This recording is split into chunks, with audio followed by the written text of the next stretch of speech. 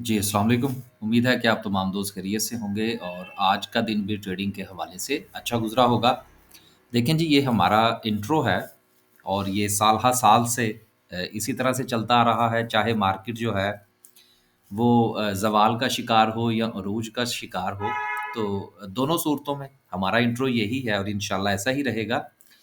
Market में उतार-चढ़ाव के मामलात जो हैं वो चलते रहते हैं। 1500 पॉइंट्स आज मार्केट ने मज़ीद लूज़ कर दिए और मार्केट का जो सफ़र है वो जारी है। अ, मुसलसल जो है वो गिरावट का शिकार है।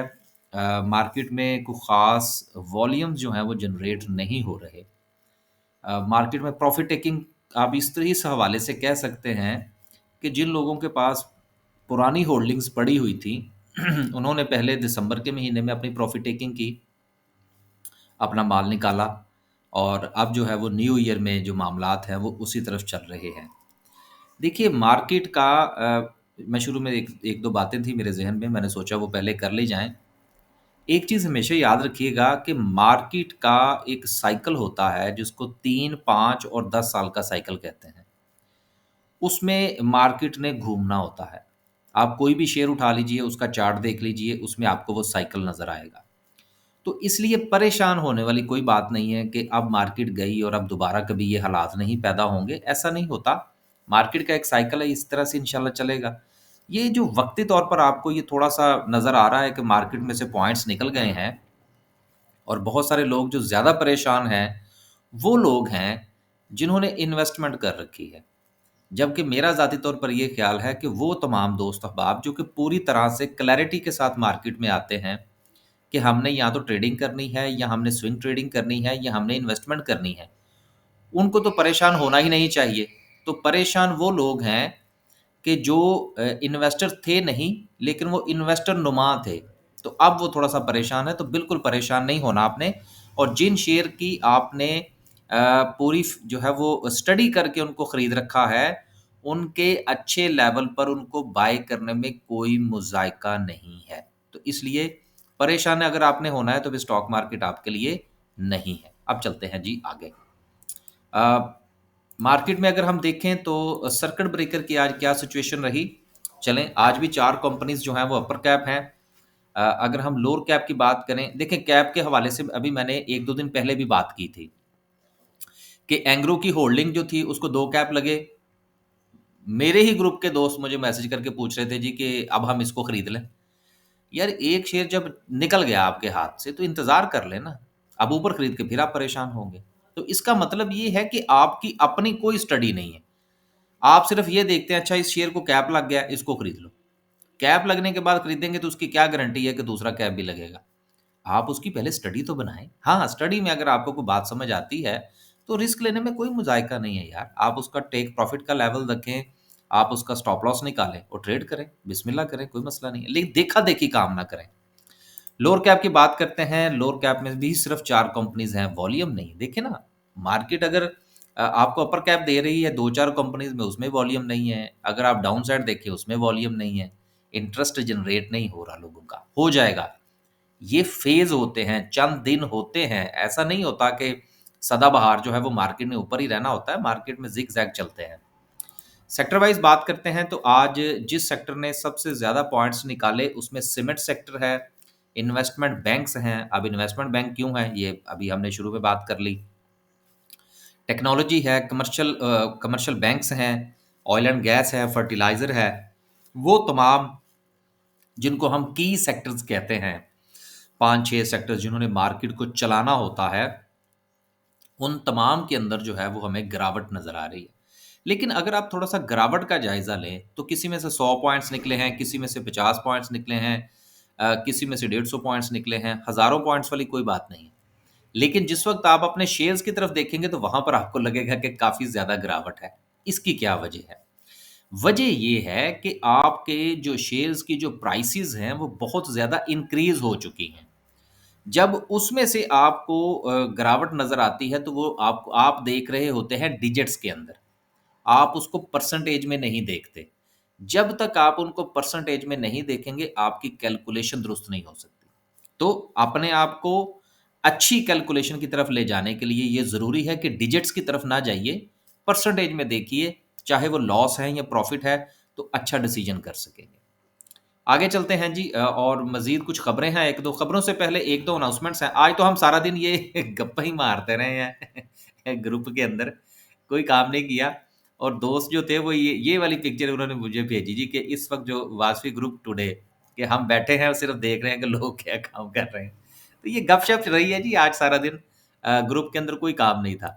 क्योंकि मार्केट की सिचुएशन ही ऐसी है, जब होगी तो फिर काम भी कर लेंगे। ये ज़रूरी थोड़ी है कि आपने अगर ग्रुप जॉइन कर लिया और मुझे फ़ीस दे दी है 1 महीने की, तो मैं बस आपको धड़ाधड़ जो है वो कॉल्स भेजता रहूँ, ऐसा नहीं होता सर। कोई बात समझ में आएगी तो बाय करेंगे ना, अदरवाइज़ कूदने में क्या करना है, पैसे कमाने हैं तो बेहतर है साइड पे बैठें आप। कुछ 1-2 अनाउंसमेंट्स हैं जिसमें पहली अनाउंसमेंट तो ये थी कि हमारा जो ग्रुप है, सॉरी, जो हमारा ट्रेनिंग सेशन था उसके उसका जो स्केड्यूल है वो मैंने तमाम दोस्तों को भेज दिया है। अगर किसी दोस्त को जिसने स्टॉक मार्केट के ट्रेनिंग सेशन में रजिस्ट्रेशन करवा रखी है, चाहे वो बिगिनर प्लस इन्वेस्टर में करवा रखी है या इन्वेस्टर में करवा रखी है। अगर उसको ये ट्रेनिंग सेशन का स्केड्यूल नहीं मिला, तो बराए मेहरबानी वो मुझसे राब्ता कर ले। वैसे अपनी तरफ से मैंने पूरी कोशिश की है कि सबको मिल जाए। उसके साथ जो हमारा लाहौर का इवेंट है, वो काफ़ी हद तक प्लान हो चुका है जी, और जगह भी मैंने तकरीबन-तकरीबन डिसाइड कर रखी है। लेकिन हमने सिर्फ़ ये देखना है कि कितने दोस्त जो हैं वो इंटरेस्टेड हैं हमारे इस इवेंट के अंदर, जो कि स्टॉक मार्केट के हवाले से होगा, लाहौर में होगा। और इंशाल्लाह उसमें हमारी पूरी कोशिश ये है कि एक तो ये वाला संडे आ रहा है, उससे नेक्स्ट संडे जो है उसको कन्फर्म कर दिया जाए। तो इसके मुताबिक अगर आप ये इवेंट जॉइन करना चाहते हैं, 1 दिन का इवेंट होगा, 1 दिन से मुराद को 5 घंटे का रफ़ली, उसमें हम कोशिश करेंगे 4 से 5 घंटे। और उसमें कोशिश होगी कि आप तमाम दोस्तों के सवालात लाइव लिए जाएँ, सामने आप दिल की बात करें और दिल की बात सुनें। यानी कि जो क्वेश्चन आपको परेशान करते हैं स्टॉक मार्केट में आकर या आने से पहले या आने के बाद, हर हवाले वो आप यहाँ पर बात करेंगे, और इंशाल्लाह हम मेरी तरफ से भी कोशिश होगी कि ज़्यादा से ज़्यादा जो है वो मामलात को डिस्कस किया जा सके। अगर आप ये जॉइन करना चाहते हैं, तो आप जो है वो इस नंबर पर आपने राब्ता करना है। मेरे नंबर पर आपने राब्ता नहीं करना है, ये मेरे असिस्टेंट का नंबर है। इस पे आप राब्ता कीजिएगा, क्योंकि मैं शायद आपको जवाब ना दे पाऊँ। इनसे आप राब्ता करके रजिस्ट्रेशन करवा लीजिए, ताकि उसके बाद जो है वो फिर आपको टाइमिंग और डे जो है वो डे वैसे मैंने आपको बता दिया रफ़ली जो हमारा हो सकता है। तो देन अगर आप जॉइन करना चाहते हैं तो ज़रूर कीजिए। चलें जी, गपशप मज़ीद जो है वो आगे चलते हैं। पहली खबर जो है वो 4 पाकिस्तानी बैंकों का शुमार किया गया है दुनिया भर के अंदर, जिन्होंने एस&पी ग्लोबल ने ये रैंकिंग निकाली है, जिसमें उन्होंने ज़िक्र किया है कि 2024 के अंदर जिन 10 बैंकों ने बहुत ज़्यादा परफ़ॉर्मेंस दिखाई है, उसमें से 4 पाकिस्तानी बैंक हैं, जिसमें यूबीएल, बैंक ऑफ पंजाब, और इसके साथ जो है नेशनल बैंक ऑफ पाकिस्तान और बैंक अल्फ़लाह। ये 4 बैंक्स ऐसे हैं कि जिन्होंने बहुत आउटस्टैंडिंग परफ़ॉर्मेंस दी है।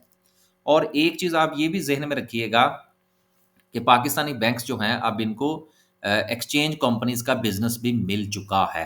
तो आने वाले दिनों में उसका प्रॉफ़िट भी साथ में ऐड होगा। ये भी आपने ज़रूर कंसीडर करना है। तो अगर आप बैंकिंग सेक्टर में, चूँकि मैं तो तमाम शेयर्स में काम करता हूँ, लेकिन अगर आप जो है वो सिर्फ़ शरिया कंप्लायंस में करते हैं, तो फिर ये खबर जो है वो आपके लिए कोई इतनी फ़ायदेमंद नहीं होगी।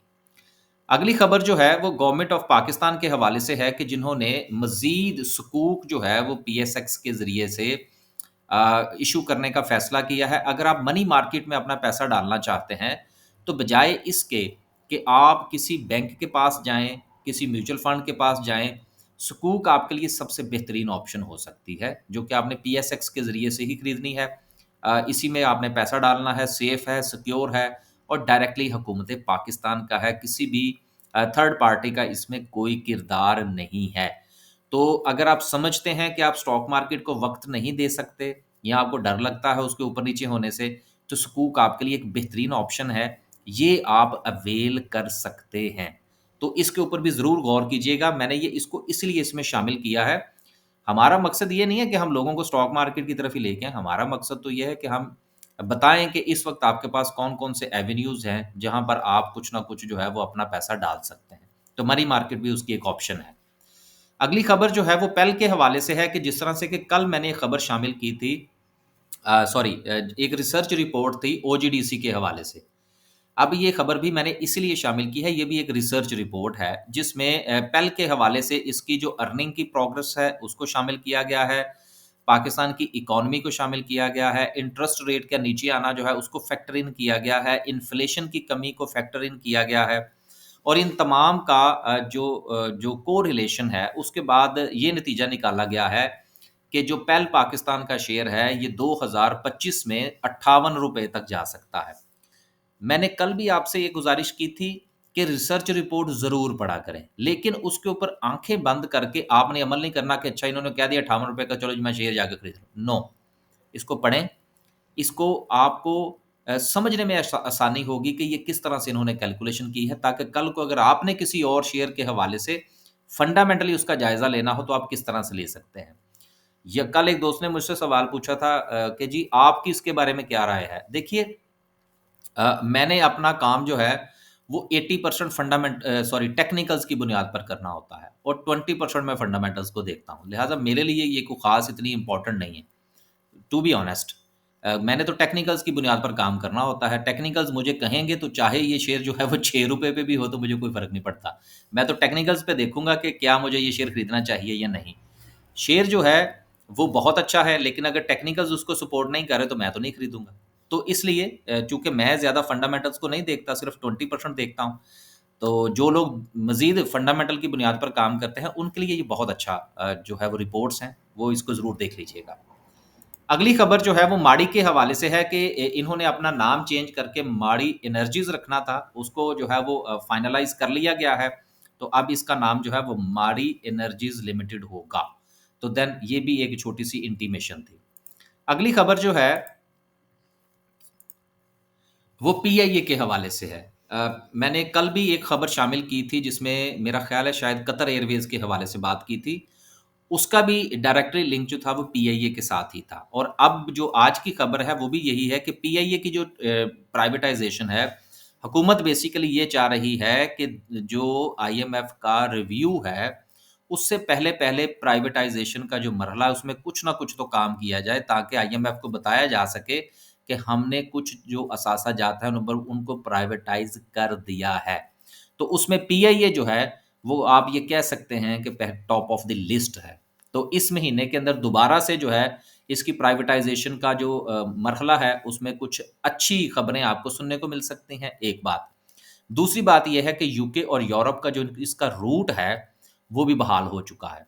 अब जब वो उस रूट का इम्पैक्ट आएगा, तो इसकी प्राइस जो है वो बेहतर होगी।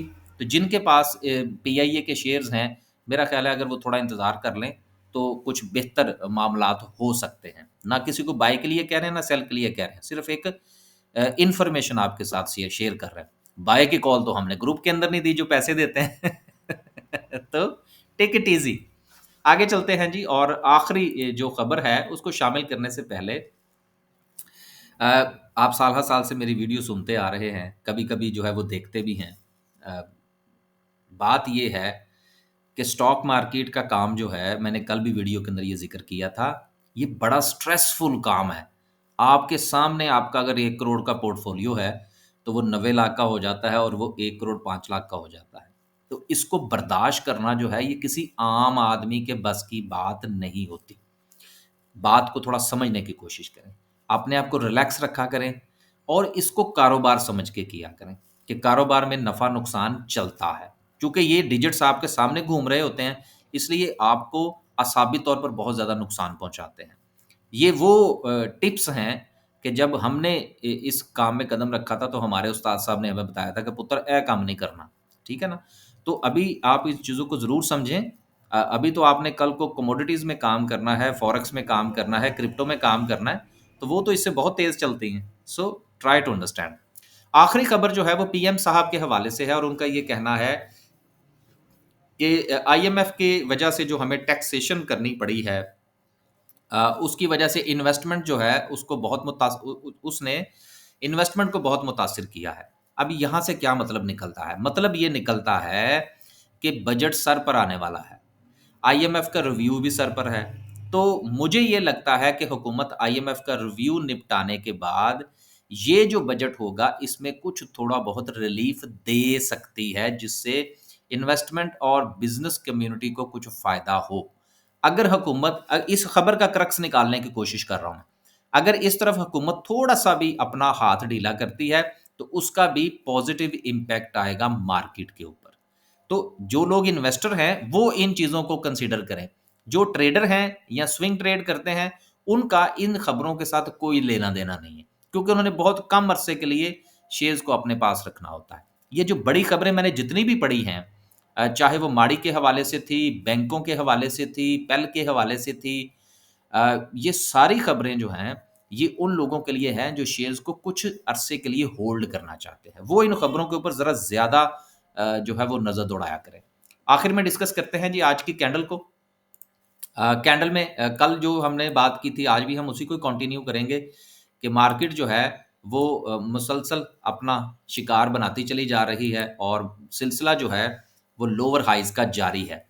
नेक्स्ट मार्केट के पास जो सपोर्ट है, जो कि एक अच्छी सपोर्ट है, वो 1,11,750 की है। ये मार्केट के पास एक स्ट्रॉन्ग सपोर्ट हम इसको कह सकते हैं, जहाँ पर मार्केट के रुकने के चांसेस हैं, एक चीज़। और दूसरी चीज़ ये है कि ड्यूरिंग द मार्केट जिसकी तरफ मैं इशारा कर रहा था, कल भी मैंने बात की थी, वो ये थी कि देखिए मार्केट में वॉल्यूम नहीं है। और कुछ लोगों ने मुझे मैसेजेस किए, उन्होंने कहा जी कि वॉल्यूम जो है वो देखें जी इतना वॉल्यूम तो लग गया है, तो फिर आप बिस्मिल्लाह करें, ले ट्रेड। हमने आपको कौन-सा रोक रखा है? हमारी मर्ज़ी का वॉल्यूम जब लगेगा हम तो उस वक़्त ट्रेड लेंगे। और वॉल्यूम क्या है? ये मार्केट का फ्यूल है। अगर फ्यूल नहीं है तो गाड़ी कहाँ से चल पड़ेगी? ये आपने ज़रूर ज़हन-नशीन करना है इस चीज़ को। दूसरा आप ये देखें कि जिस वक़्त आपको मार्केट के अंदर थोड़ी-सी रिकवरी नज़र आई है, इस एरिये के अंदर, देन आप नीचे वॉल्यूम देख लें। ये चीज़ें होती हैं जिसको थोड़ा-सा अंडरस्टैंड करना होता है हमने। हाँ, ये जो लास्ट पे आपको ये वाला वॉल्यूम देखने को मिला है, अगर ये वॉल्यूम यहाँ पर जनरेट हो जाते, तो देन आपको मार्केट की ये रिकवरी जो थी, ये कंटिन्यू करती हुई नज़र आ सकती थी। ये छोटी-छोटी सी चीज़ें होती हैं जिसको आपने देखना होता है, जिनको आपने समझना होता है कि क्या रिकवरी सस्टेनेबल हो सकती है या नहीं। ये छोटी-छोटी सी चीज़ें हैं जिसको आपने अंडरस्टैंड करना है। तो बहरहाल हमारी चूँकि वो चीज़ें नहीं होती कि जिसमें हम बहुत बड़ी-बड़ी बातें करते हों, हमें खुद नहीं बड़ी बातों का पता तो हम आपको क्या बताएँगे। ये छोटी-छोटी सी चीज़ों का हमें थोड़ा बहुत इल्म है जो हम आपके साथ शेयर कर लेते हैं। सो लेट्स सी, फिलहाल चूँकि मार्केट की ये जो गिरावट थी लास्ट आवर के अंदर, इसमें आप ये देखें कि मार्केट नीचे भी आई है और साथ में वॉल्यूम भी जनरेट हुआ है। तो इसलिए चांसेस हैं कि मार्केट अपनी नेक्स्ट सपोर्ट तक जा सकती है। देन उसके साथ ही जो दूसरा सेशन होगा जुमे के बाद का, मार्केट जो है वो अपनी सपोर्ट पर पहुंच चुकी होगी, तो वहां पर हमें उम्मीद रखनी चाहिए कि हालात बेहतर हो सकते हैं, लेकिन फिर भी कूदने से पहले मार्केट का जायजा जरूर लीजिएगा। अल्लाह हाफिज।